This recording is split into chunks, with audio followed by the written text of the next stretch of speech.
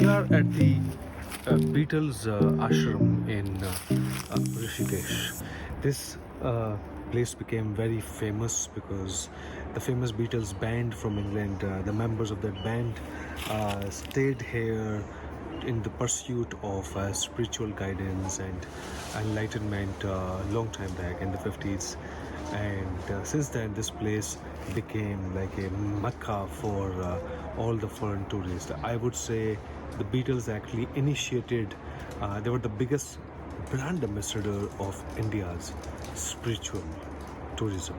We would like to show you some of the interesting architecture that was built and that this ashram has here, which is, in my point of view, very unique as compared to a lot of ashrams that you will imagine in your head, with a very unique kind of architecture, and you can understand why Beatles at that time stayed here. So come with me and let's take a tour at this beautiful architecture of the Beatles Ashram in Rishikesh.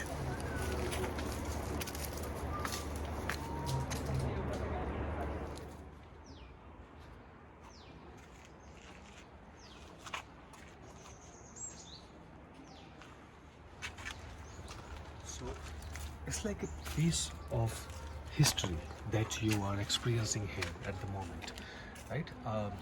As you can notice that these walls are made of stones collected from the beds of Ganga river, and this ashram was built using them. No brick or any other thing was used for that as well. And look at the texture of it, like the years of layering of sand, stone is on them, and that gives them this very ancient and antique look to these caves. And then you look inside, and as you walk, you have this meditational quality under your feet with these dry leaves under your feet. So as you walk, you feel a part of nature is with you.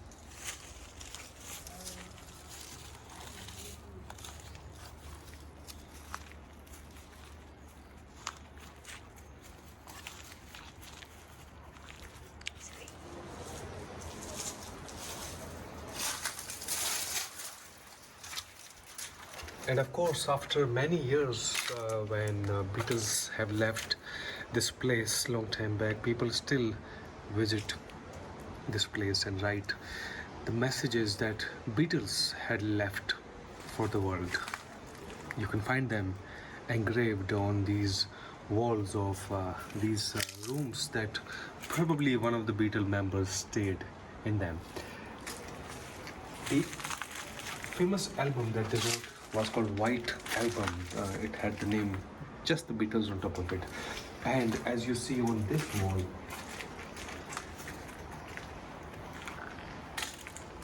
the song Blackbird is somebody has written on this place, which is one of the most beautiful song from that album, Blackbird of the Night. Of course, you discovered many of these messages in the various walls of these rooms.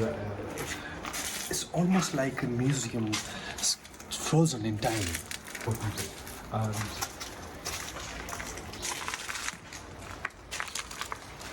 Here on this wall again, if you see, there is a beautiful lines.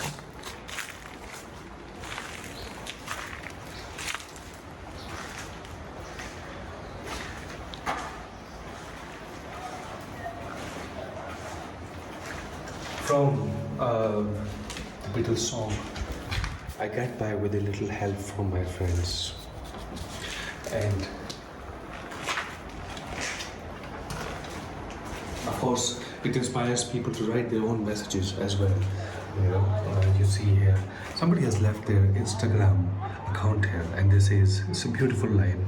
It says, "My pen died, add dreamy elements, fellow artist." So it's almost like so many years after Beatles are gone, they are still inspiring people to continue writing beautiful messages to the world. And once again, in another room, as we see, we'll continue. These rooms were primarily much larger and very typical rooms, probably for the stay of two people or more. And I can just imagine that when you were actually living in this place, as you walk out of this, and you see this beautiful jungle out in front of your room. This absolutely tranquil and serene, this place. You can almost hear your own voice talking.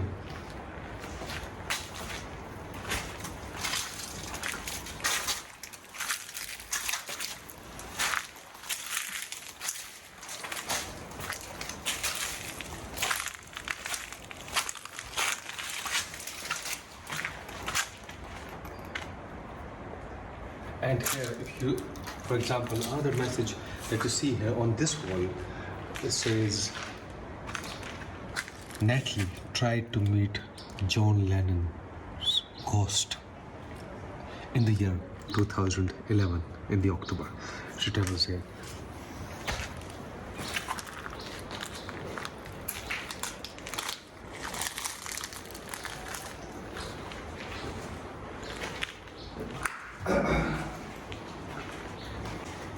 Like the paint of this wall, when the layers are peeling off, the truth comes in front of our eyes when the layers of illusion peels off from our consciousness. And I think one of the most beautiful message that people left in this place is I want to show you that message.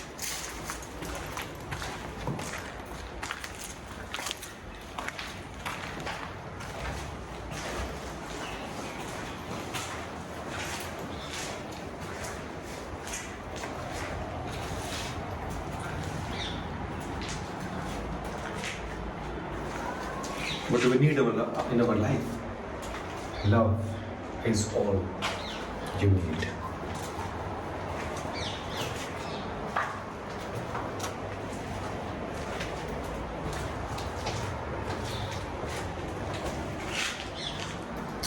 And if you come here, this is probably the front side of this cottage. And if you stand here, on my right, I can hear the beautiful river Ganga flowing, the sound of Ganga coming right next to my room, and it's just absolutely fantastic.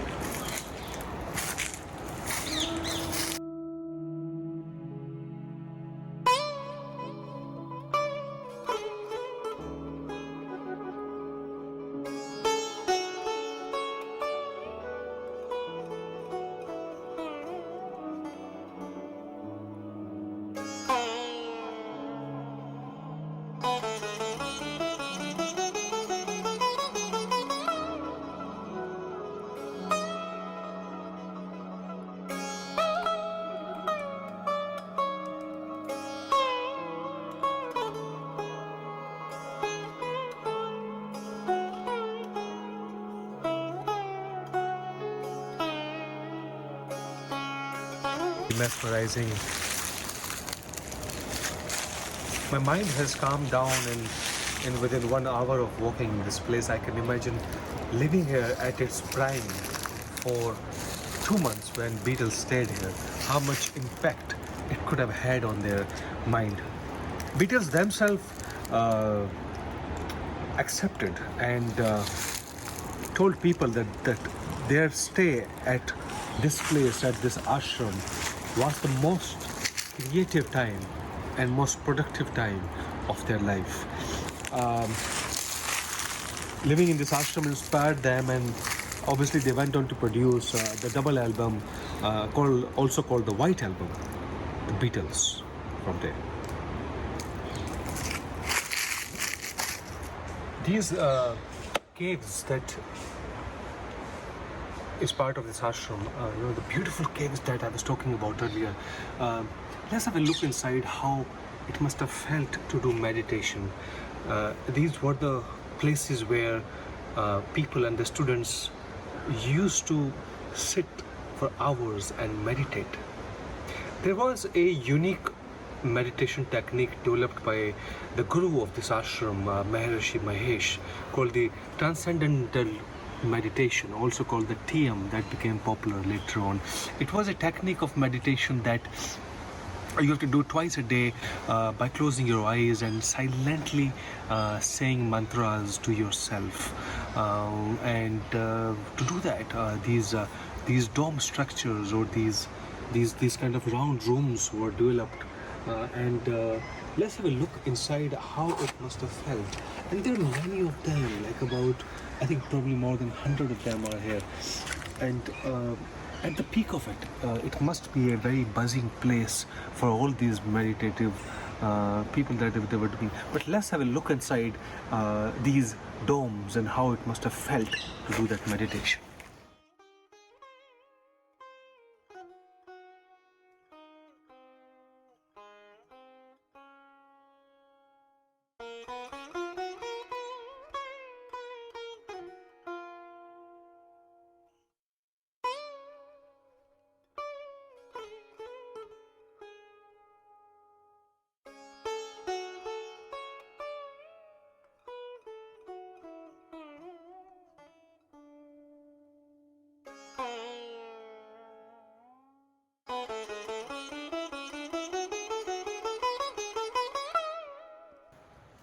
These domes were primarily duplexes. They are double-story domes, and the top part is where it's like a cave, and you sit here and you do meditation.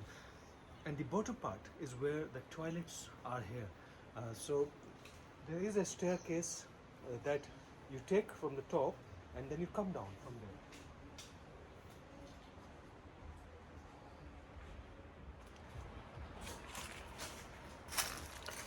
And then you come out of a door like that. That's the entrance to one of the meditation rooms. And if you look at it right now, I mean, there's this wild grass that has grown on top of it. But at its prime, it was probably very well equipped. It is also well documented that when Beatles were coming to stay here, and later on many celebrities came to stay here. And you notice there is this one window, but also there is a staircase. If you come here and you see this staircase goes all the way up to the cave where Beatles were doing the meditation. And thus the room is completely round, as you can see.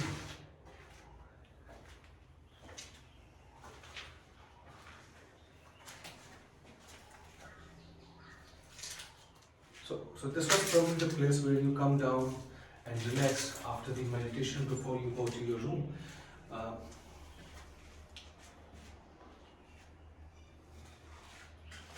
And let's take you up the stairs and how it feels to go up. And these were the stairs, they're little tight. The upper sectum is where they were doing the meditation.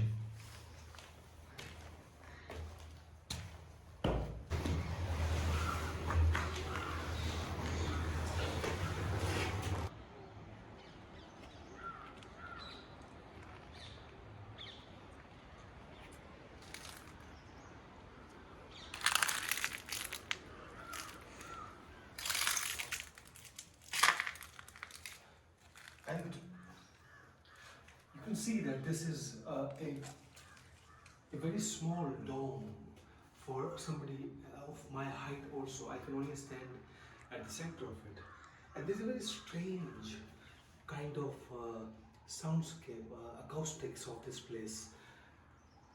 As I'm speaking, I can hear my voice traveling all the way to the side, and is giving me a very strange sound effects coming from uh, depending on what direction I speak from, and you will feel that also in your video.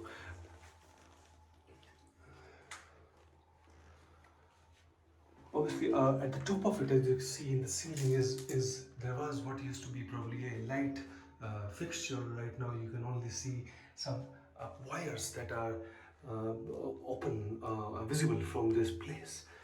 But the most fascinating point is the sound of this place. I mean, if you are chanting mantras here, how how much echo is coming to back to your head, and it's just so strange to speak also inside this dome. If I'm chanting a mantra like Om,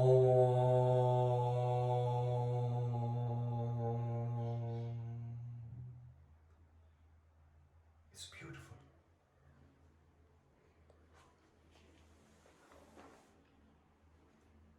It's an amazing echo, the sound that comes from this sanctum.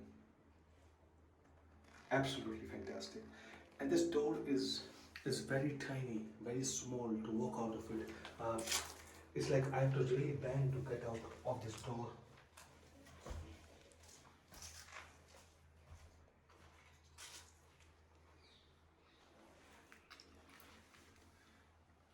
And as you come out, the soundscape, it's like you are out of a womb and suddenly into a new life.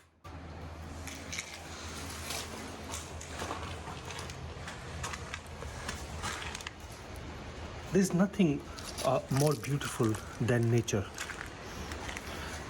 And most of us probably don't understand it now, but all these small aesthetics that we see must have inspired creative minds from all across the world when they visited this ashram in search of the next inspiration.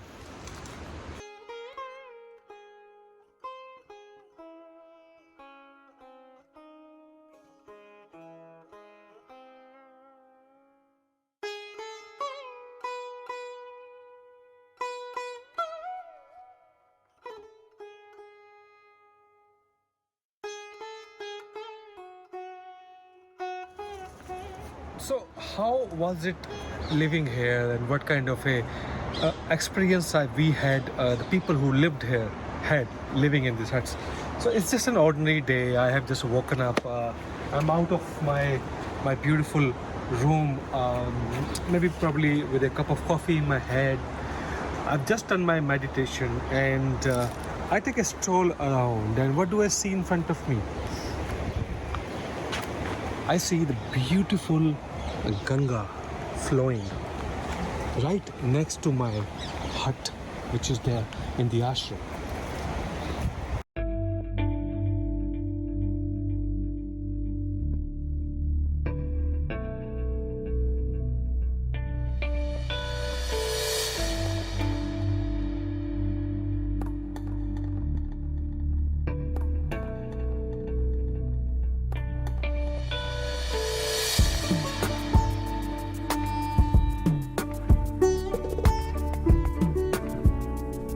The mighty and majestic Ganga coming straight from the Himalayas, flowing all the way in front of my hut at the Beatles Ashram.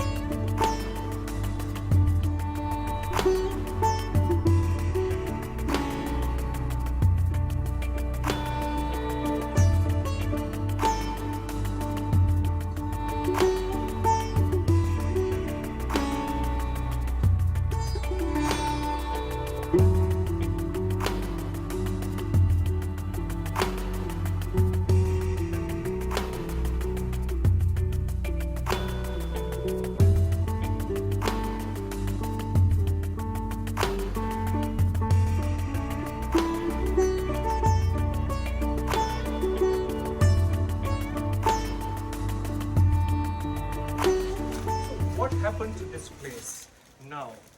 It lies in ruins. The jungles have grown around these caves, and why we can't revive it for our next generation of artists? If this place once inspired the greatest mind in music history, why we cannot inspire the next Beatles or next great artist by reviving this place for them? If this place has that power to boost the creativity and inspire people, it can do that again. Let's look at the beauty that we have in our hands and make it more beautiful. So next time I'll take you to another beautiful place and tell you a wonderful story behind it. Till that time, this is Sundeep Verma signing off.